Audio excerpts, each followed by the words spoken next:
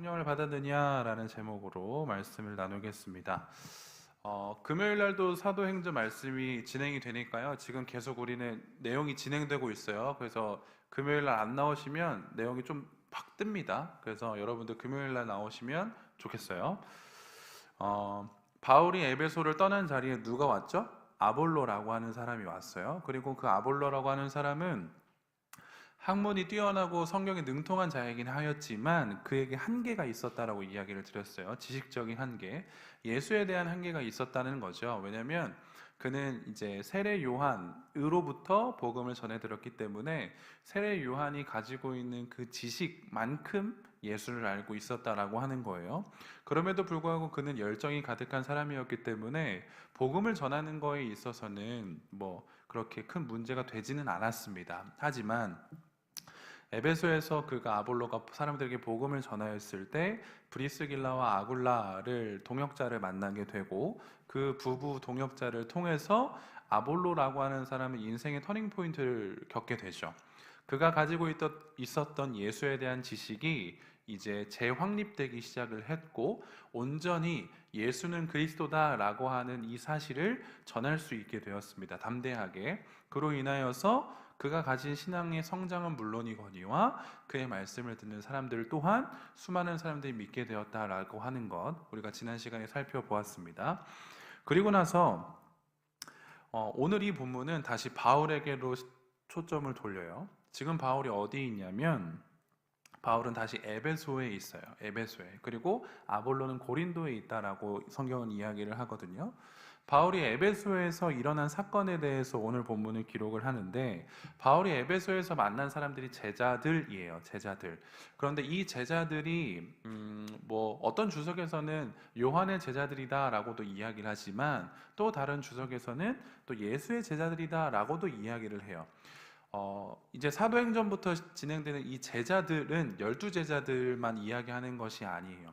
12제자들은 이제 사도라고 칭함을 받게 되고 제자들은 이제 예수님의 도를 그리스도의 도를 따르는 자들을 제자들이라고 표현을 하거든요.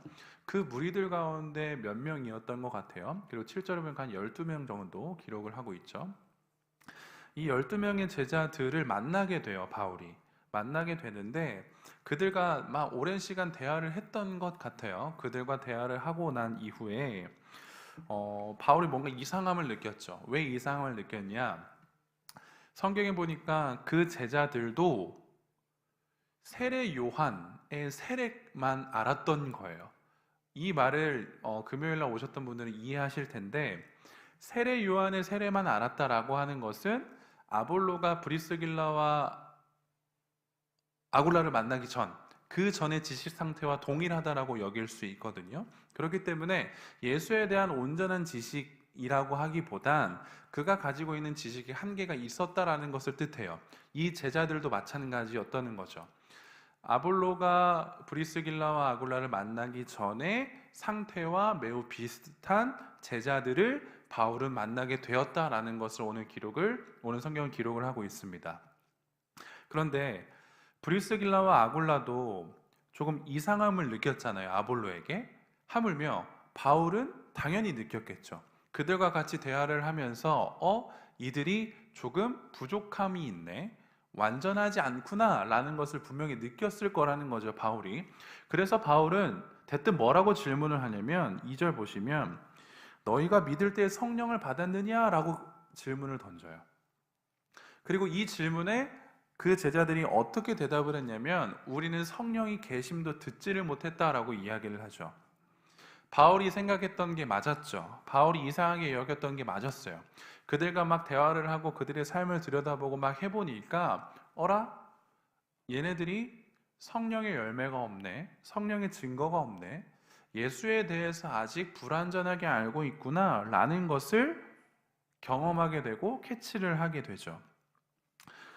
저는 지난 몇 주간 계속적으로 제 입에서 여러분들에게 이야기하는 것은 무엇이냐면 올바른 지식, 올바른 믿음, 올바른 행함에 대해서 계속 이야기를 하고 있어요. 오늘도 그 세 가지에서 벗어나지 않아요. 자연스럽게 우리는 뭘 알게 되냐면 올바른 지식이 있음으로 인하여서 올바른 믿음으로 가게 되고 그 믿음을 통하여서 올바른 행함으로 나아가게 되거든요.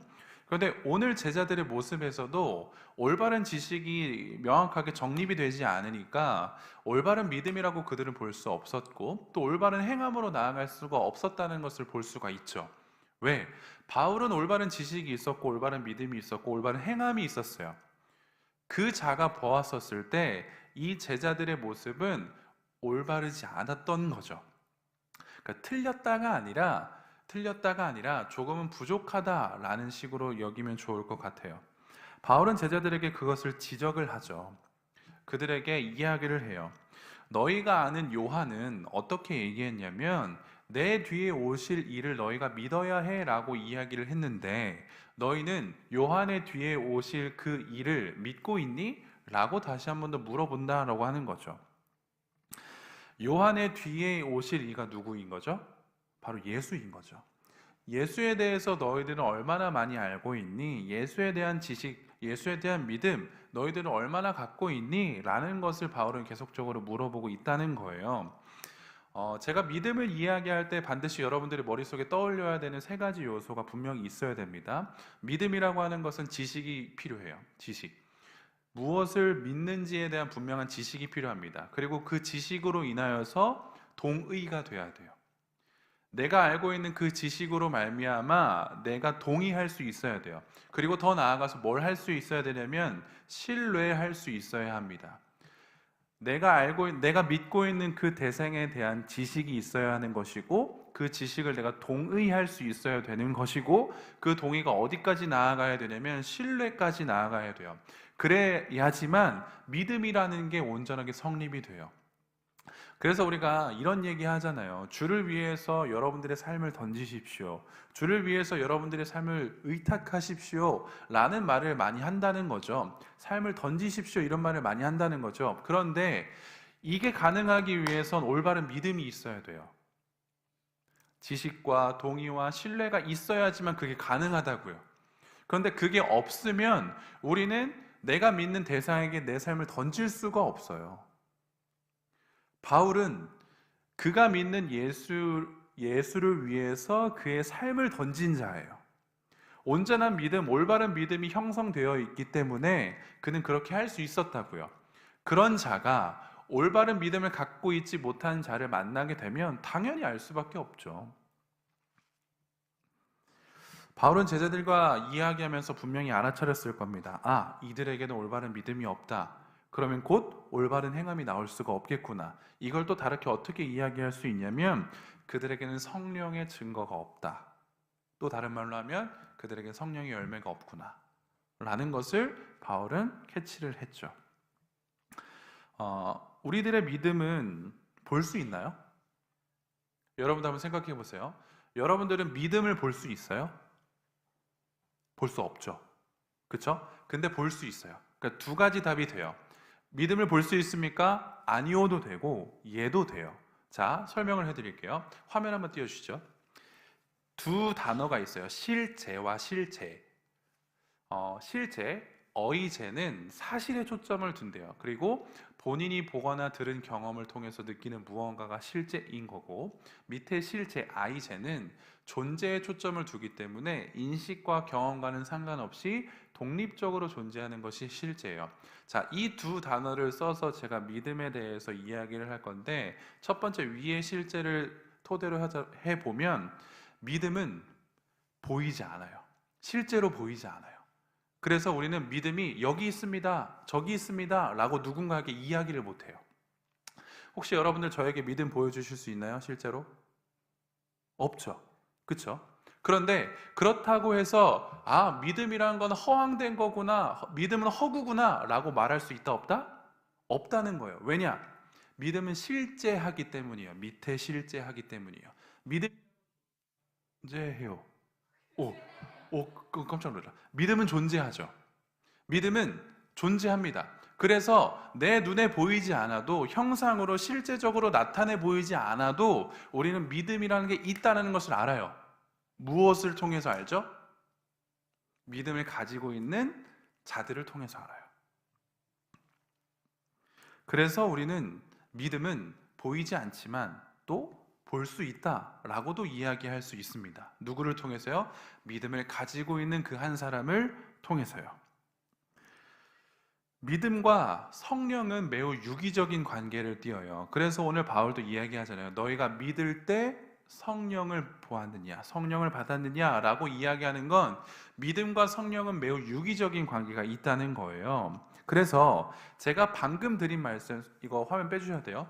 방금 드린 말씀을 믿음을 빼고 성령을 집어넣으면 이렇게 이야기할 수 있어요.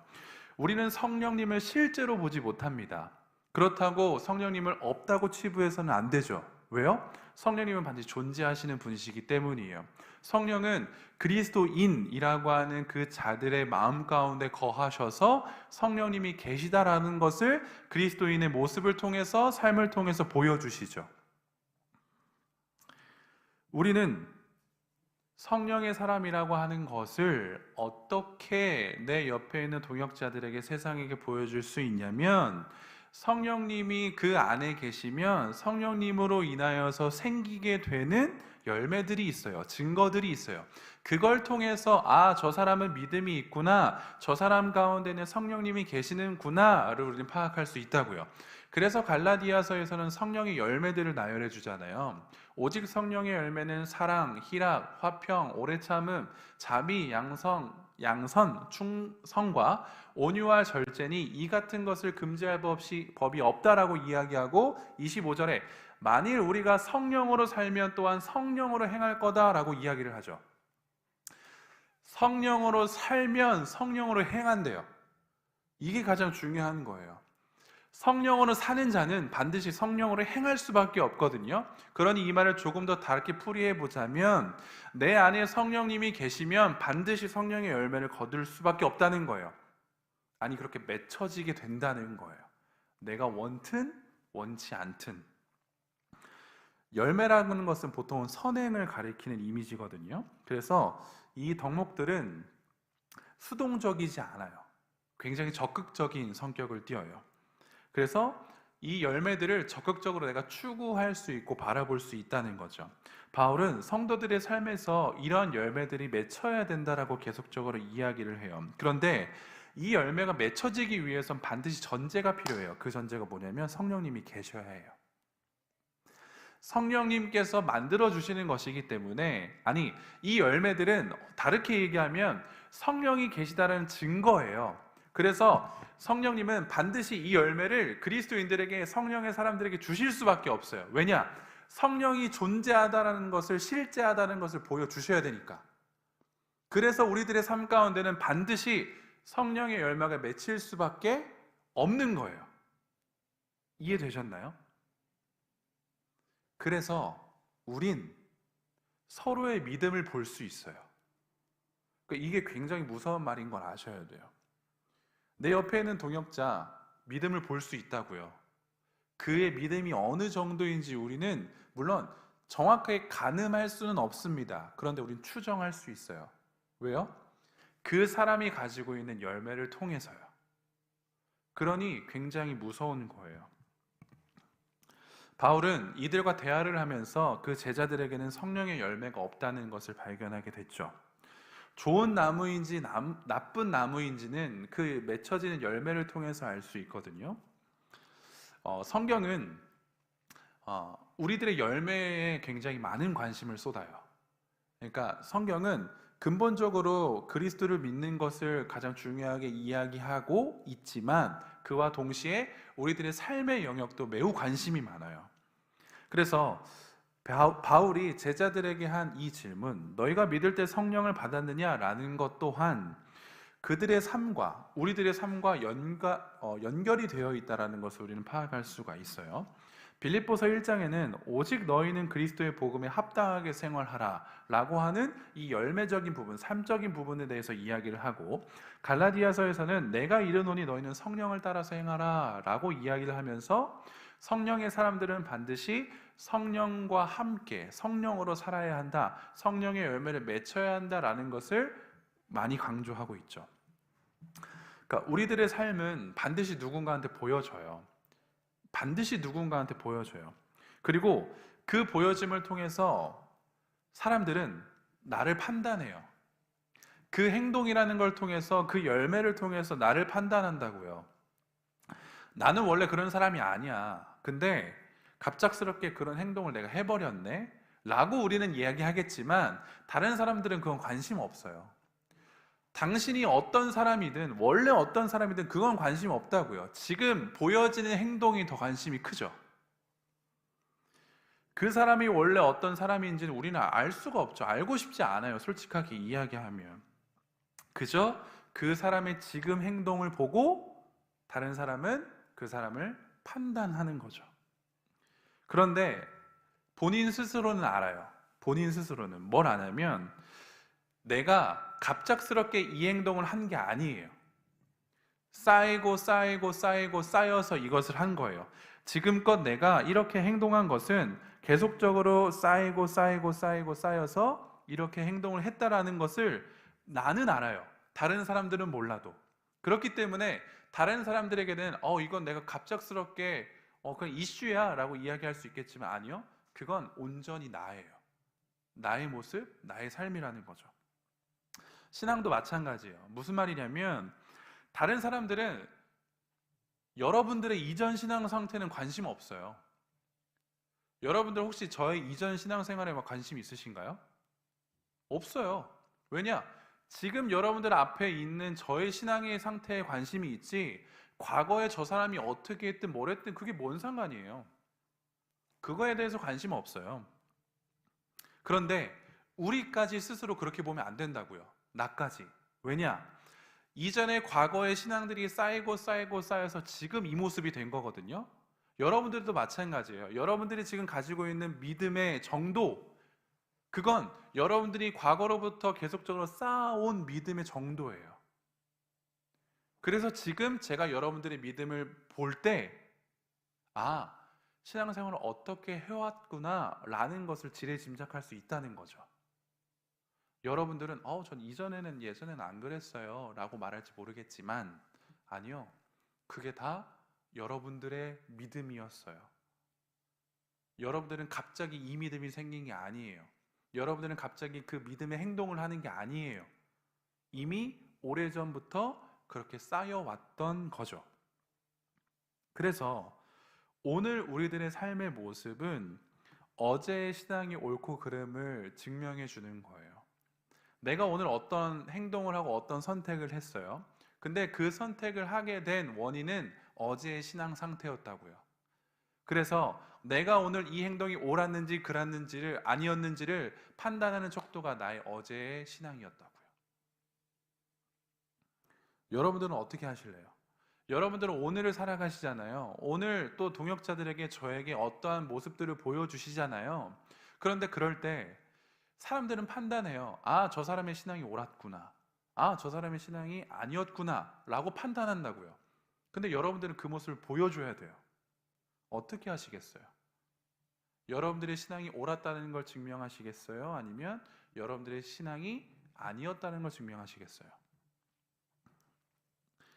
바울은 제자들에게 말해요. 4절과 5절 보시면 바울이 이르되 요한이 회개의 세례를 베풀며 백성에게 말하되 내 뒤에 오시는 이를 믿으라 하였으니 이는 곧 예수라 하거늘 그들이 듣고 주 예수의 이름으로 세례를 받으니라고 기록을 하죠. 바울은 그들에게 예수를 전했어요. 온전한 예수를 전했어요. 그리고 세례가 어떠한 차이가 있는지에 대해서 아마 이야기를 했을 거예요. 요한의 세례는 오직 뭘 위한 세례였냐면 죄로부터의 회개를 위한 징표였을 뿐이었어요. 요한의 세례는.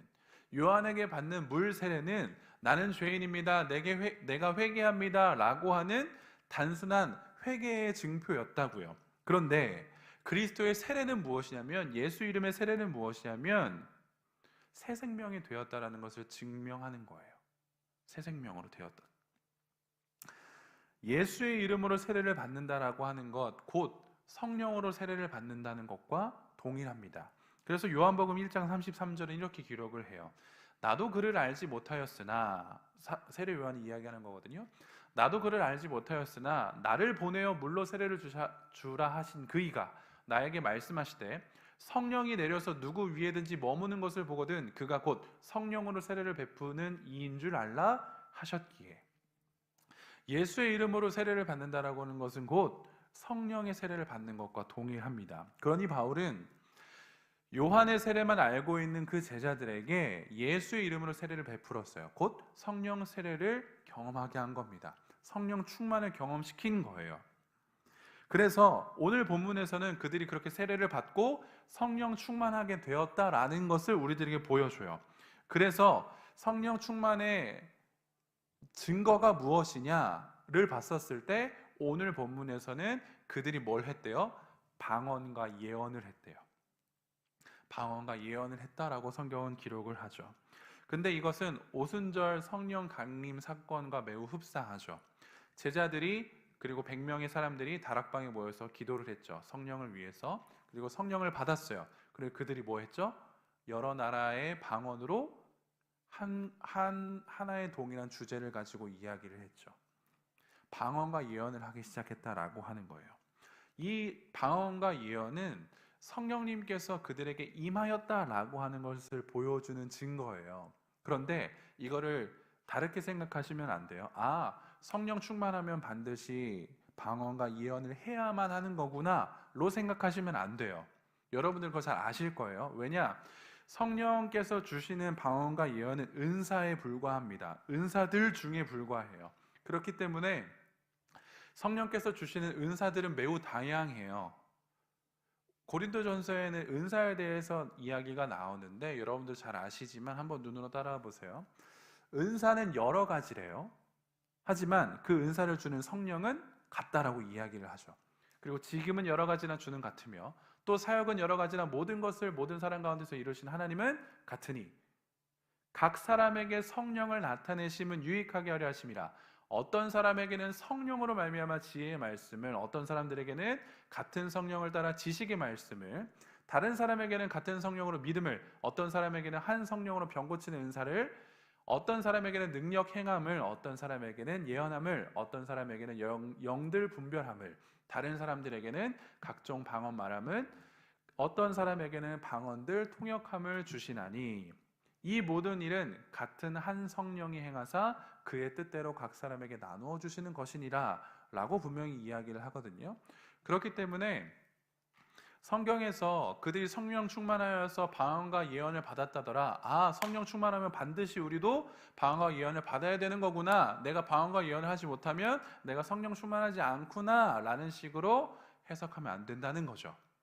여기에서 고린도전서에서 이야기하는 건 무엇이냐면 한 성령이 주셨다는 거예요. 한 성령이 그의 뜻에 맞게 각 사람에게 나누어 주었다는 거예요. 여러분들은 여러분들의 은사가 있어요. 여러분들의 열매가 있어요. 그런데 그 열매와 은사는 결코 내 옆에 있는 사람과 동일하지 않아요. 왜냐? 우리는 내 옆에 있는 사람과 동일하지 않기 때문이에요. 똑같지 않기 때문이에요. 그래서 각 사람에 따라서 성령님께서는 우리들에게 열매를, 은사를 주신다라고 하는 거죠. 우리는 이것을 알아야 돼요. 그리고 나서 또 하나 알아야 될 게 무엇이냐면 왜 성령님께서는 열매를 허락하시는가? 왜 성령님께서는 은사를 허락하시는가예요. 도대체 그 열매가, 그 은사가 무엇이길래, 그것을 가지고 무엇을 하라고 명하시길래 그것들을 우리들에게 보여주시는 거고 우리들의 삶에 나타내야 하는가에 대한 문제인 거죠. 그런데 하나님께서 우리들에게 성령을 주시고 성령님은 우리들에게 열매를 맺게 하시고 은사를 주시는 건 나를 위한 것이 아니에요. 그것은 공동체를 위함이고 교회를 위함이다 라고 하는 거예요. 고린도전서 우리가 방금 읽었지만 한번 7절 한번 띄워주실래요? 각 사람의 성령을 나타내심은 뭘 하기 위함이래요? 유익이래요. 유익하게 하려 하심이라. 근데 이 유익은 개인적인 유익을 뛰어넘어요. 개인적인 유익을 뛰어넘어서 공동체의 유익을 가져다 주고 더 크게 보면 교회의 유익을 가져다 줘요. 그리고 여러분들이 가지고 있는 그 성령의 열매, 은사는 반드시 여러분들이 속해 있는 곳에서 유익을 가져다 줍니다. 그것을 위해서 성령님은 우리들에게 열매를 허락하시고 은사를 허락하시는 거거든요. 그래서 저는 오늘 말씀을 통해서 여러분들에게 바울과 같은 동일한 질문을 던질 거예요. 이 질문이에요. 여러분들은 성령을 받았습니까? 라는 질문. 그리고 여러분들은 예수에 대한 온전한 믿음이 있으세요? 온전한 지식이 있으신가요? 그 지식으로 말미암아 믿음으로 형성됐나요? 그리고 그 믿음을 통해서 여러분들의 삶에는 성령의 열매가 있나요? 성령의 은사가 있습니까? 이 질문에 우리 답해야 돼요. 이 질문에 답할 수 있어야 돼요. 혹시 나에게 어떤 성령의 은사가 있고 어떤 성령의 열매가 있는지 모르시겠다라고 하는 분들은 내 옆에 있는 동역자에게 찾아가서 이야기해 보세요. 내 옆에 있는 동역자는 그걸 볼 수 있어요. 저는 잘 못 보거든요. 저의 자랑 아닌 자랑 하나만 하고 넘어가죠. 저는 찬양을 정말 못해요. 지금도 잘 못해요. 예전에는 더 못했죠. 그런데 저는 찬양을 정말 너무 잘하고 싶었어요. 너무 잘하고 싶었어요. 앞에 나와서 찬양팀 뭐 마이크 싱어 하시는 분들이나 아니면 저희 교회는 헌금 시간에 항상 특송이 있었거든요. 한 명씩 나와서 아니면 단체로 나와서. 근데 그런 특송을 하는 게 너무 부러웠어요. 그래서 제가 진짜 어떻게 기도했냐면 하나님, 저도 저 사람들처럼 저기 한번 서서 저렇게 찬양하고 싶어요라고 기도했어요. 그런데 노래에 대해서 워낙 자신감이 없었어요. 음치박치이기도 하였고, 그리고 워낙 자신감이 없다 보니까 나는 안 되겠다 했었는데, 군대를 제대하고 나서 제가 실용음악학원에 등록을 했거든요. 그래서 1년 정도 노래를 배웠어요. 1년 노래를 배우고 때마침 또 저를 가르쳐 주신 선생님이 CCM 가수셨는데 하필 또 우리 교회 출석하시는 청년이셨거든요. 그래서 그분이 1년 동안 저를 잘 이렇게 지도해 주시고 교회 이제 찬양 담당 목사님께 저를 추천을 해 주셨어요. 이제 이 용찬이가 특성을 해도 괜찮을 것 같습니다. 한번 테스트 해 주세요. 저희는 그때 테스트해서 들어갔거든요. 그래서 이렇게 밀실 방송실이 있어요. 거기서 반주해 주시는 간사님과 찬양 담당 목사님과 제 선생님과 저 이렇게 4명이서 거기서 노래를 해요. 다 와서 용찬이 해봐. 네, 반주 이렇게 나오잖아요. 그러면 거기서 노래를 해야 돼요. 근데 제가 되게 부끄러움을 많이 타거든요. 그래서 온몸에 땀이 나면서까지 막 노래를 했어요. 음정 막 불안하면서. 그러면서 이제 목사님이 얘기해 주셨죠. 아직은 아니다. 아직은 아니다. 그래서 네, 알겠습니다라고 하고 이제 시간이 지났죠. 그런데 제가 어떤 계기로 인해서 특송의 자리에 서게 됐어요. 듀엣으로. 정말 노래를 잘하는 형이 있었어요. 그 형에 묻어서 제가 같이 듀엣을 한 거거든요. 근데 그 특송을 하고 나서 하필 찬양 담당 목사님이 바뀌었어요. 그런데 새로 오신 찬양 담당 그 목사님이 이제 특송을 짜야 되거든요. 매달 4번 있으니까 4주 있으니까 매달 4명의 특송자를 짜요. 그런데 최근 걸 보니 제가 있잖아요. 그래서 이 친구는 특송하는 애구나 라고 생각해서 저를 솔로로 넣으신 거예요. 오하죠. 그래서 저는 싫지 않았어요. 기회가 왔군 라고 생각을 했죠. 그리고 나서 막 준비를 해서 첫 특송에 딱 섰어요. 그때 제가 다니는 교회는 조금 규모가 있어서 거짓말 조금 보태면 약 1,500명 정도 청년이 있거든요. 거기 앞에서 혼자 특송을 하는 거예요. 피아노 한 대 놓고 엄청 떨었어요. 근데 제가 그 특송을 거진 한 5년 정도를 계속했어요. 쭉 5년 정도. 너무 감사하게. 근데 그때마다 너무 감사했던 게 뭐냐면 주변에서 용찬아, 용찬 선생님, 용찬 청년, 참 용찬 청년이 하는 찬양 참 은혜로워. 하나님께서 주신 은사인 것 같아. 막 이렇게 이야기를 하셨거든요. 저는 그때 그 말이 너무 싫었어요. 왜냐면 저는 알거든요. 제가 노래를 못한다는 걸. 근데 너무 못하진 않았어요. 그 당황해 하실까봐 너무 못하진 않았어요. 그런데 저는 항상 그게 있었다고요. 주변 사람들에서 용찬 너에게는 하나님께서 주신 은사인 것 같아 라는 이야기를 할 때마다 이게 은사면 하나님 큰일 나시죠. 나에게 그런 은사를 허락하실 리가 없다 라는 식으로 저는 계속 방어를 했거든요. 그런데 제가 어느 순간 깨달은 건 뭐냐면 이건 하나님의 은사다라는 것을 깨달았어요. 제가 잘해서가 아니에요. 잘해서 이걸 은사라고 이야기한 게 아니라 누군가가 내가 선곡하고 내가 묵상하고 내가 찬양하는 그 찬양을 통해서 하나님을 조금 더 가까이 알아갈 수 있다라고 한다면 그거는 하나님께서 나에게 주신 은사다라는 것을 제가 인정하게 됐죠. 여러분들의 삶에도 마찬가지예요. 혹 나는 부정할 수 있어요. 아, 이게 어떻게 내 은사야? 이게 어떻게 내 열매야? 성령님께서 나에게 이걸 주시지 않으실 거야. 내가 원하는 건 따로 있는데 라고 이야기할 수는 있겠지만 아니요. 그게 하나님께서 주시는 성령의 열매일 수 있어요. 그게 하나님께서 주시는 성령의 은사일 수 있어요. 그러니 내가 스스로 나의 은사를 모를 때 내 옆에 있는 동역자들에게 물어보세요. 그러면 그 동역자가 이야기해 줄 거예요. 아, 너는 이런 게 성령의 은사이고 성령의 열매인 것 같아.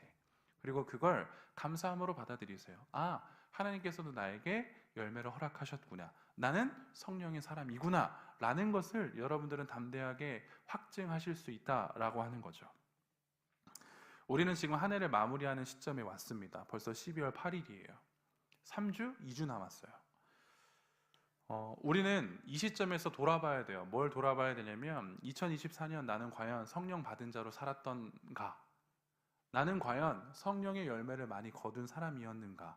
2024년 나는 이 성령의 은사를 활용했던 사람이었는가? 여러분들이 보시기에 저는 어떠신 것 같아요? 저는 어떤 것 같아요?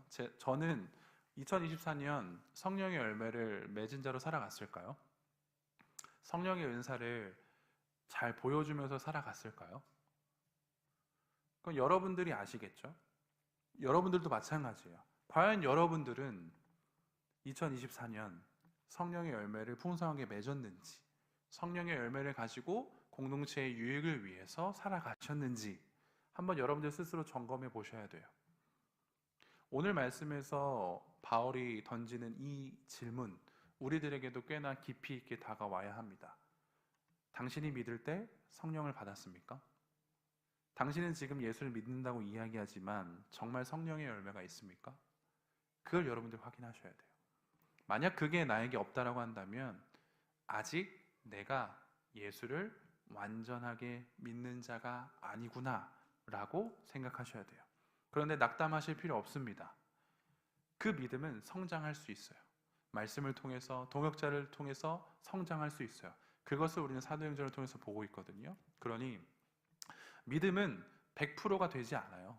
100%를 향해 가는 거지. 그렇기 때문에 날마다 우리가 말씀 읽고 내 동역자들과 함께 하나님의 나라를 이야기하면서 여러분들의 신앙이, 여러분들의 믿음이 성장해지기를 간절히 소원합니다. 그리고 그 시작이 우리 공동체가 되면 좋겠어요. 우리 공동체 안에서 여러분들의 신앙이 성장하면 좋겠어요. 믿음이 성장하면 좋겠어요. 그것이 2024년 그리고 앞으로 우리가 준비할 2025년에 나아가야 할 우리 공동체의 방향성이지 않을까라는 생각을 하게 됩니다.